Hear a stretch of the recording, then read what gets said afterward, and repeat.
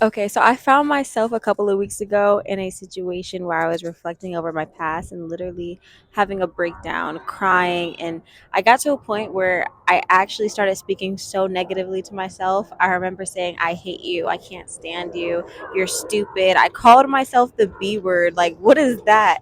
And I was just reflecting, like, why would you allow someone to do this to you? Why would you allow this disrespect to stand? Why would you chase after this person who disrespected you? Why would you stay in these situations with these people? I remember like just talking to myself so negatively, like, you have no backbone, you're not smart, you're this, you're that. And afterwards, I just remember crying because I felt so bad to have talked to myself like that. Because I realized, myself, who I am, like, I'm a very sensitive person. Like, the little girl inside of me, she's very sensitive. She needs a lot of love. And so when I realized I was talking to me like that, I was like, why would you do that? Like, this is the same person that you're saying you're stupid, you're an idiot, you're dumb, da da da, you don't protect me.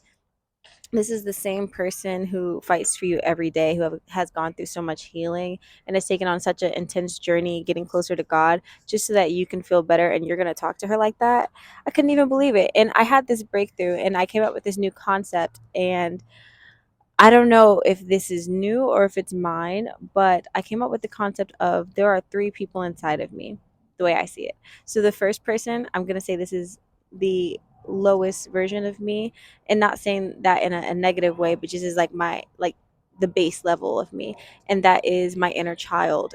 She is the feelings that I have. She is the anger that I have, the sadness, the resentment, the bitterness. She is the happiness, the joy, the love. That is my inner child. And then that second person, that is my consciousness, my higher self. That is the person who acts on all of these feelings that I have. So my consciousness sees, like, my inner child is sad, my inner child is needy, my inner child wants this person who's bad for her. So my consciousness, being underdeveloped, would reach out to that person. It's like having a parent. Like, that's how I see it. I see it inner child and parent. So my parent version of myself was young. It was like having a teenage parent in my mind who was in control of everything and didn't know what she was doing. But as I get older and my frontal lobe is developing, I'm realizing, like, okay, no, I'm actually responsible for this inner child inside of me. And even when she's feeling needy, you have to think about it like this. If my daughter or my son had a friend, if let's relate it to relationships. If my daughter had a friend that I knew was not a good friend to her, that I knew was not a good person for her, who I knew was treating her poorly, would I allow my daughter to keep hanging out with that person? Now, of course, if they're like a teenager, yeah. But I'm just like, the way I see it, inner child, I'm literally looking at it like a child, a 6, 7 years old, 6, 7 year old. So would I allow my 7 year old daughter to keep hanging out with these people who treat her poorly, who take advantage of her, who are abusive towards her? No, I would never let my child go through that. So why would I let my inner child go through that? That is the parent in me taking over. And then the third person to me, well, technically, I guess you can separate these, so it would be four, but I see it as the thoughts that come to me, that's not me. My feelings are me. Like, when I feel happy, that is the inner child, that is me. But when I have a intrusive thought, that's not from me. That's either intrusive thoughts come from two places. I mean, it depends on, for me, I'm Christian, so my intrusive thoughts come from the Holy Spirit or they come from the enemy. So when I have, sometimes I'll just be chilling baseline, and these intrusive thoughts usually come to me when I'm not doing anything. So I'll be just chilling, and I'll get a random thought like, you're so dumb for what you did a couple years ago. You're so stupid. Or like, if I'm dating someone, it's going really well, all of a sudden out of nowhere I'll get a thought like, he'll never love you. No one will ever love you. That'll come into my head.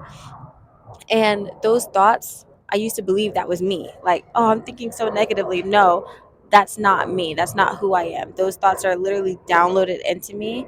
And then after those thoughts come into me, usually my inner child, she gets affected by those. She gets sad by those. And then my parent, my inner parent, will, being underdeveloped, would also be affected by these, not knowing what to do. And that's why it's so important to build those tools and resources so that you know how to take care of these situations when they come up. So now when I get in a situation where my inner child is, say my inner child is angry. someone made her very, very mad. As a parent now, think of it as a child and a parent. As a parent now, you have to delegate.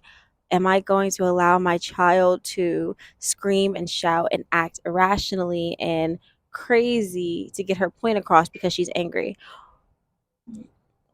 Sometimes yes, sometimes no. It really comes down to the circumstance, and it comes down to, will it do your child any good? Sometimes yes, you have to let your child express themselves, but also you have to teach your child accountability and emotional regulation.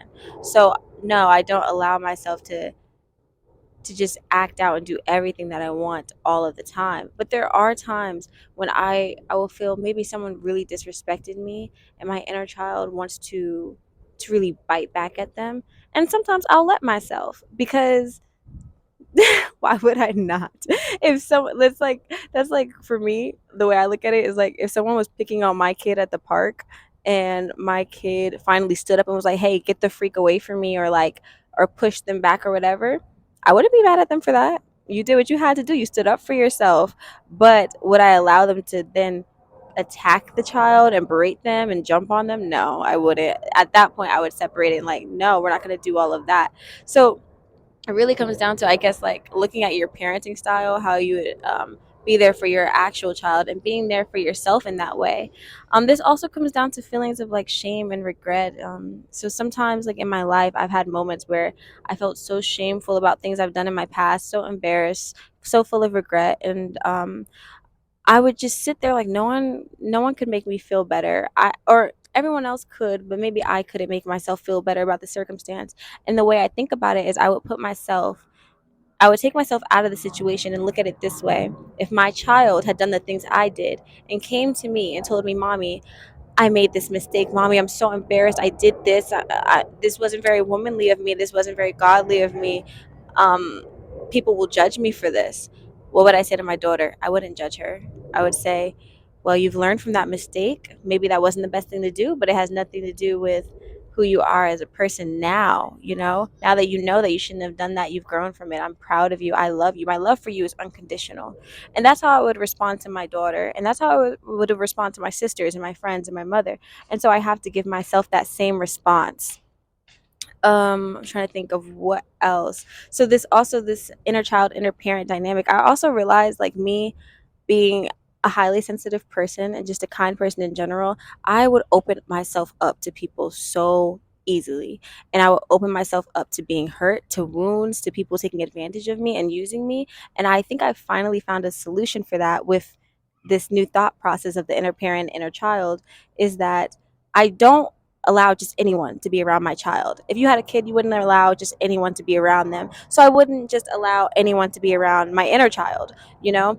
And so I broke it down. I gave them names. My inner child is my name, Jalen. But now when I introduce myself to people, I don't introduce everyone to Jalen. I go by my inner parent name, which is Nasira. And that is my middle name. And for me, that's like a protective layer.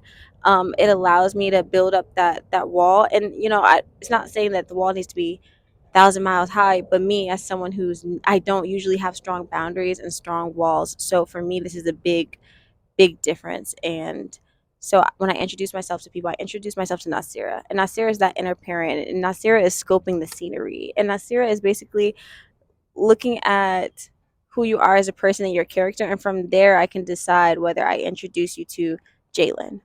And this also helps in conversations, difficult conversations. Sometimes I freeze. I have a hard time vocalizing what I want to say in conversation because I'm so scared of being vulnerable. I'm so embarrassed. But now I don't look at it as Jalen talking. I look at it as Nasira advocating for her child. So when I'm in a difficult conversation and someone is trying to get a rise out of me, maybe I can feel my inner child. I can feel Jalen rising up, and she's getting angry, emotional, upset. Her responses are not going to make that much sense anymore. So now I take myself out of it. I go into that third party. I go into Nasira mode and to my inner parent mode. And I think, okay, what would I say to advocate for my daughter right now?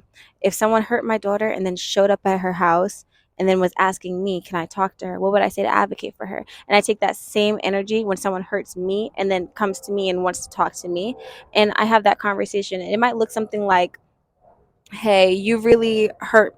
And Okay, this is how I would say it if it was for my daughter. Hey, you really hurt her, and she's gonna need some time. You can't rush her, and maybe it's best that you guys take some time apart. Yada yada. Flip that into speaking now from first person. Hey, you really hurt me, and I'm gonna need some time. Maybe it's best for us to take some time apart. Another way, another circumstance or situation. Let me think. If someone has made me angry to the point of I know that what I'm going to say it doesn't make sense. It's just to hurt them back. Instead of allowing that to happen, I might go, all right, so from the parent, like a parent speaking about their child, they might say, she's really angry right now. And, anything she's saying, don't take it too personal. It's just that she's very upset and she needs to calm down. Now, me speaking for myself, it would be, I'm really angry right now. And anything I say to you is just going to be to hurt you. So I think I just need to calm down. Um, those are just two examples, and you can use that in whichever way that you want to use it. But yeah, now that I have this concept of the inner parent, inner child, and then knowing that my thoughts, my intrusive thoughts, are not truly me, it has brought me so much more peace.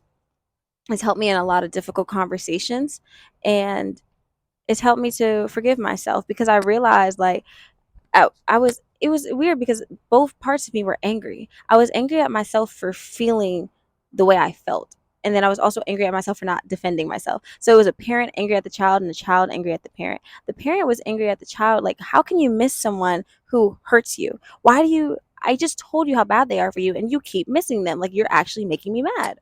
And then the child's angry at the parent because it's like, well, this person's not good for me and you keep bringing me around them. You keep choosing to be around them. You keep calling them and or a parent's angry at the child because the child is lazy. So it's like you are so lazy. Like I'm angry because I give you these opportunities and you don't appreciate them. You don't have gratitude in your heart.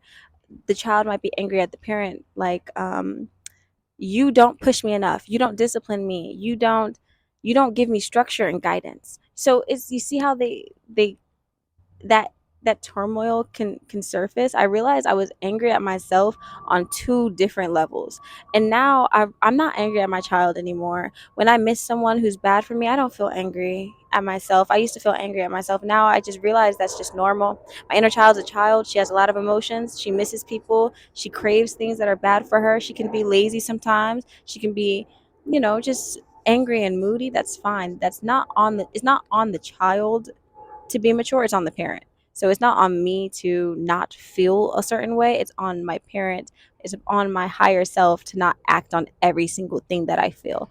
So even if I miss someone who's bad for me, I'm not going to call them.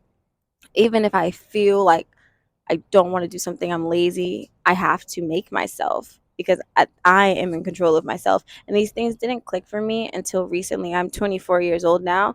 And I think that as my frontal lobe is developed, I'm just seeing things a lot differently. Or as it is developing, I'm seeing things a lot differently. And I'm so appreciative of that. Anyways, I hope that this was very helpful to you because this was just something that came to me and I felt like this might help somebody else that is similar to me. So, but you guys have an amazing day. Bye, love bugs. Mwah.